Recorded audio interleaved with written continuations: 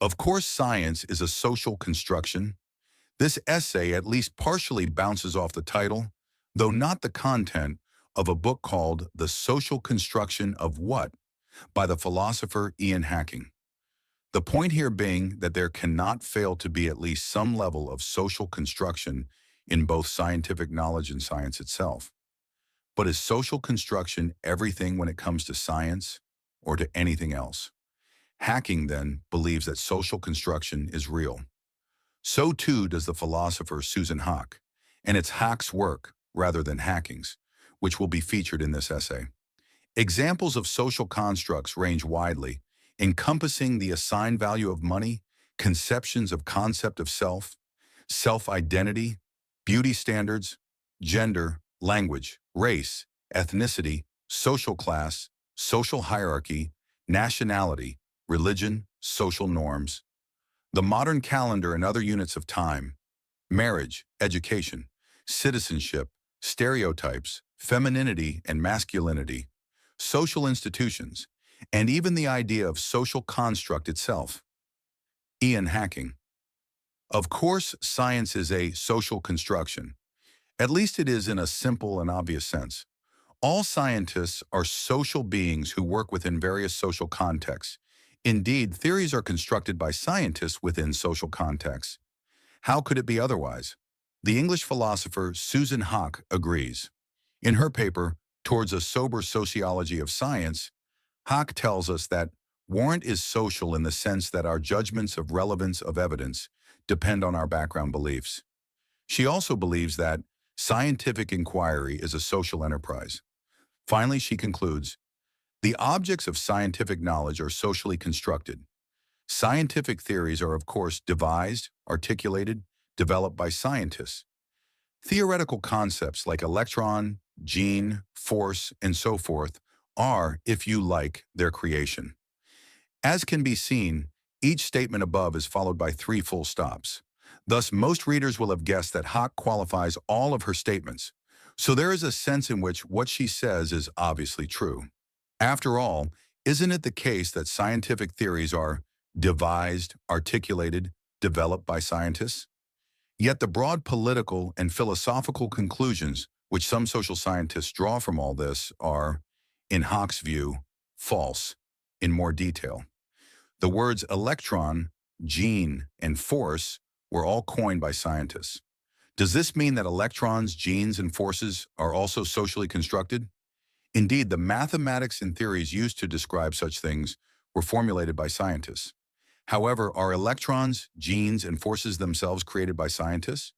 Are the words electron, gene, and force about, or do they refer to, the words electron, gene, and force? Are scientific theories about, or do they refer to, scientific theories? After all, if, to cite Haack putting Kenneth J. Gergen's position, the world has little or no role in the construction of scientific knowledge, then electrons, genes, and forces aren't to be found in the physical world. They're to be found in the social world of the social beings we call scientists. The clinical and philosophical psychologist Barbara S. Held also puts the point for the obviousness of social construction in the following passage from her paper, Constructivism in Psychotherapy. We all sometimes construct theories about how the world works, both in science and in life. The fact that knowing involves an active process on the part of the knower does not make all knowers anti-realists and all knowledge subjective. Put differently, all theories are themselves linguistic constructions. Constructing theories is the business of science, all science. But that fact does not make all scientists constructionists and anti-realists. Held goes into more detail when she concludes, however, to then say that the theoretical construction we have just created is the only reality we have is to confuse 2 things. It confuses A, the linguistic status of the theory itself with B, the extra-linguistic or extra-theoretic reality that the theory is attempting to approximate indirectly. That is, the reality under investigation is not itself a mere linguistic construction. The philosopher Ian Hacking wrote a book called The Social Construction of What? That title alone perfectly represents Susan Haack's position. Again, in a qualified and limited sense, Hacking believes in the social construction of science. So too does Haack. Interestingly, hacking tackles the positions of the French philosopher and sociologist Bruno Latour, 1947 to 2022, and the British sociologist Steve Woolgar, 1950-. Both mentioned, if only in passing, by Haack herself. According to Hacking, Latour and Woolgar believe that facts are made. This means that they don't believe that facts are found and then simply registered. Latour and Woolgar to put their own position on facts, and they do so by indulging in a bit of Heideggerian etymology. In their book Laboratory Life, The Construction of Scientific Facts, they wrote that the word fact comes from the Latin factum, a noun derived from the past participle of facere, to do or to make. Hacking himself responds to that. He tells his readers that they shouldn't be too shocked by that because made things exist. Indeed, Latour and Woolgar themselves say that they do not wish to say that facts do not exist, nor that there is no such thing as reality. That on the surface is an easy thing to say. After all, if one believes that peace is a ham sandwich, then does one really believe in peace? Similarly with Latour and Woolgar, when they use the words fact and reality, the real, etc., Susan Haack often uses the word real. She doesn't really go into detail about what she means by it. However, she does say that the entities posited in true scientific theories are real. That said, she does in a way define the concept, if in a negative manner. For example, Haack doesn't believe that electrons, genes, forces, etc., are brought into existence by the intellectual activity of the scientists who create the theories that posit them. Thus, to use a continental capital, the real is that which isn't brought into existence by human beings and their theories. The real is there regardless of human beings. This means that accepting the real seems to be a kind of metaphysical realism, at least according to my own interpretation of Haack's words. Haack uses the word objective too. For example, she tells us that our judgments of relevance of evidence depend on our background beliefs, but relevance of evidence is nevertheless objective. Here again, Haack doesn't elaborate. No doubt the meaning of the word objective can be gleaned from the rest of her article. As it stands, it seems that evidence is objective if it's relevant. But how does that work? Sure, the fact that Stephen Hawking was a keen football fan may not be relevant to assessing his work on black holes, but his mathematical theories are. Still, why bring in the word objective here at all? The underdetermination of Theory 1 trendy idea, which largely came from analytic philosophers, i.e., ones who greatly admired science, or at least physics, is the underdetermination of theory by data. And it's been a godsend to postmodernists, constructivists, the critics of science, etc. To them, it means that if scientific theories are only partly determined by data, facts, evidence, or whatever, then the rest can be filled in with whatever you like. Haack herself says that postmodernists, etc., believe that social values take up the slack. Thus, because scientific theories are underdetermined, then there's free rein to add to the determined bit. In fact, postmodernists, etc., use the underdetermination of theory by the data idea whenever they can when it comes to their political and/or deflationary views on scientific theories and to science itself. In terms of the incomplete or inconclusive evidence for scientific theories, Haack expresses the postmodernist, etc. position by saying that evidence never obliges us to accept this claim rather than that, the thought is, and we have to accept something. So acceptance is always affected by something besides the evidence. In other words, the evidence alone is never conclusive. It is never complete. Thus, why not make that extra something social values? Or more plainly, why not make that extra something politics? This isn't a conspiratorial conclusion. Many postmodernists, etc., are upfront about the fact that this space beyond evidence can be filled in such a way. Communal science and evidence constructivists rightly pick up on the communal nature of science. Indeed, they pick up on the social nature of science. But is there anything more to science than its social or communal nature? Of course there is. Haack now focuses on what she calls warrant in regard to a scientific claim. Firstly, she tackles the position of her opponents.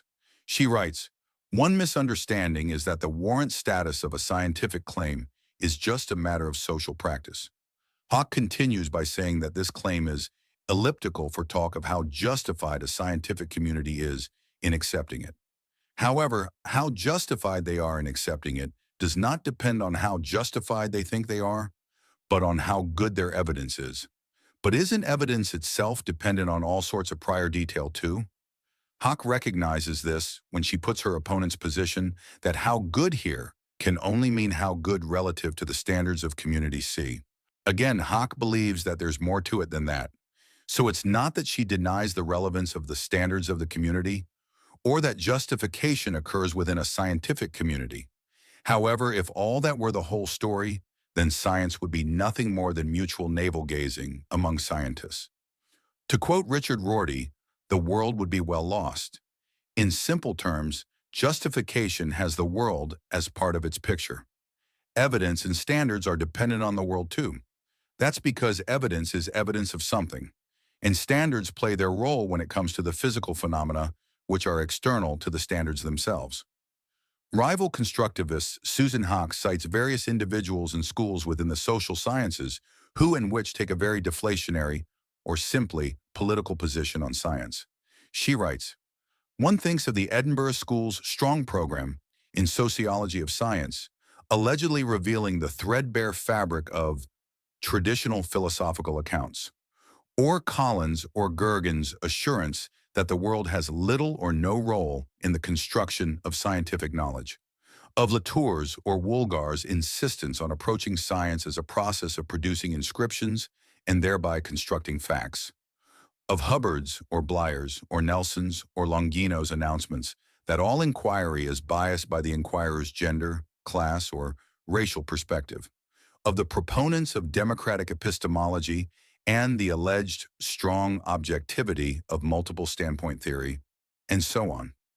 The problem here is that all these schools and positions seem to be rivals. Surely they can't all be held together. That said, some people may argue that they are all compatible with each other, or at least some of them are. After all these examples are simply approaching science from different angles, not necessarily rival angles. However, that is highly unlikely. For example, if multiple standpoint theory offers us strong objectivity, then how does that sit with the view that the world has little or no role in the construction of scientific knowledge? How do facts, even if constructed, as in Latour and Woolgar, sit with the elimination of the world? Social science rules. There may be good political reasons, as well as ones about epistemic power, as to why certain social scientists stress the point that science is a social construction. Hawke makes this point in the following passage. As for those who argue that since scientific knowledge is nothing but a social construction, the physical sciences must be subordinate to the social sciences. Perhaps the following paragraph offers a somewhat crude take on how some social scientists see themselves. Social scientists deal with everything that's social. Scientific knowledge, or science itself, is social. Therefore, the last word on scientific knowledge should be left to social scientists. More broadly, the physical sciences are carried out by social beings within social contexts. Such social beings, i.e., scientists, may be naive or politically biased without their knowing it. They may not even be fully aware of the social context they work within. Social scientists, on the other hand, do know about social contexts. They aren't naive, and they aren't unaware of our political realities. Readers can see Hawke's point if they consider the words of the sociologist Professor Steve Fuller, 1959-. In book review, The Third Culture, Beyond the Scientific Revolution, Fuller told us that his prime motive was to challenge these skimpily clad would-be emperors, i.e., scientists. He went on to state the following. To a sociologist, it will be apparent that many of the deep puzzles that these scientists brood over could be solved, or at least dissipated, by a dose of social science. Fuller then argued that much of what is said by scientists could have benefited from the presence of a sociological interlocutor. And finally, despite their interdisciplinary pretensions, none of the scientists ever feels the need to refer to theories or findings of the social sciences, except for a few derogatory remarks about economists. When Gould wants to flaunt his well-roundedness, He quotes Horace and Shakespeare, not Marx and Weber. Finally, and in simple terms, social scientists emphasize the social construction of science. They believe that most physical scientists ignore it. However, and as shown, it's in certain senses and in many ways obvious that science is socially constructed. However, it isn't only the end result of social construction. It is an end result of the real or the world, too. Moreover, the sociologist Steve Fuller places an undue emphasis on social construction, or the findings of the social sciences, including the works of Marx and Weber, as a simple consequence of his own specialism or career and political leanings. Most physical scientists, despite their interdisciplinary pretensions, on the other hand, may well place an emphasis on their own specialisms, which is hardly a surprise.